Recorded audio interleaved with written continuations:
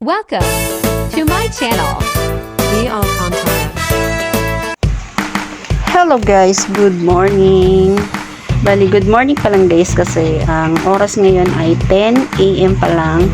At ayan, naisipan ni Habi mag-ulam kami ng inihaw for today's video. Dahil Sunday ngayon, Sunday na sama-sama ang buong pamilya, walang pasok, sa school ang mga bata. So yun guys, magluluto si Habi ng aming ulam. Inihaw, masarap kasing kumain sa tapat ng bahay. Magbubudol fight sana kaso wala kami makitang dahon ng saging. Bali, ito ay naisip na ulam ni Habi guys. Talong na inihaw, pork chop na inihaw, at saka itong tilapia na isda. Bali guys, alam nyo na kung kanino yung masarap na yan. Syempre sa kanila yan kasi hindi naman sila dapat laging kumain ng mga kinakain ko. Halos one week kasi guys na kung ano yung ulam ko, iulam din ng aking mga kasama sa bahay. So syempre dapat may masarap din kahit sa isang linggo lang. So yun guys, kaya ang ulam nila ay minarinate na pork chop. And sa akin tong gulay, tapos yung isda sa akin. And ito nga guys, syempre, bali masaya to guys, lalo na pag sama-sama ang pamilya kumain. 'Di ba? So yan ang aking ulam. Sarap, 'di ba? Puro gulay, no? Bali okay lang yan kasi kailangan ko yan dahil ako na isang dialysis patient. Bali guys, enjoy ko na lang ang life ko.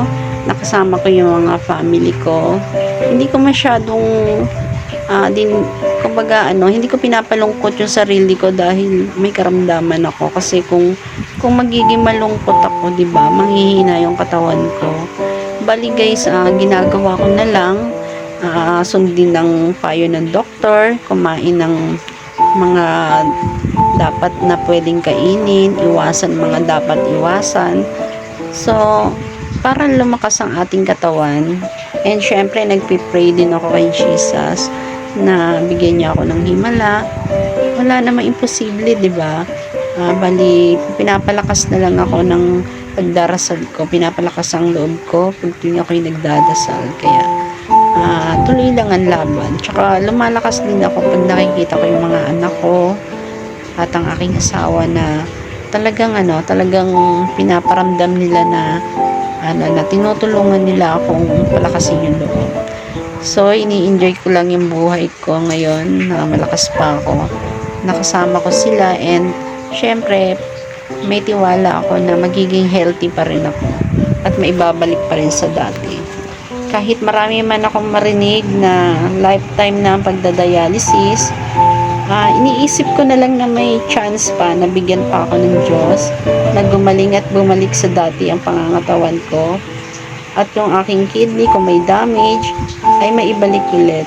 Yun lang, pero handa na rin naman ako na ito talaga yung life ko. Gusto rin naman ng asawa ko magpa-kidney transplant, pero hindi kasi hirap hirap maghanap ng magdo-donors. Pero kung meron lang, gusto ng asawa ko, syempre kailangan yung magdo-donor sa akin, bukal sa kalooban niya. So yun guys, stop na nga natin to, baka magkaiyakan pa. Bali, ayan, ang saya ng mga anak ko na kumakain na salo-salo kasi gusto nila yan. Dahil puro gulay na lang daw kami everyday. Puro saan lang naman, may lasa naman. Sa akin lang naman nawala. Pero tulad nun, pareho pa rin kami purong gulay and fish at saka manok. Yan, sarap na sarap sila. Talagang nag-i-enjoy sila at nag-i-enjoy din ako. So yun guys, hanggang dito na lang. Bye!